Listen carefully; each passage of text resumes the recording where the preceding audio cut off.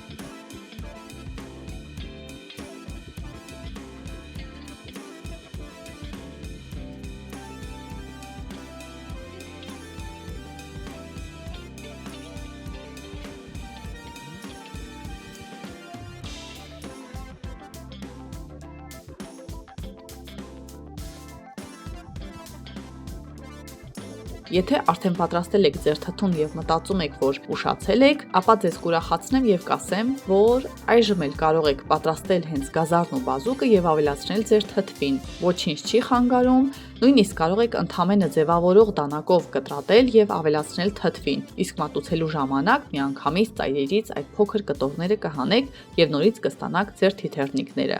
Պատրաստեք եւ հիացրեք ձեր ընտանիքի անդամներին եւ հյուրերին։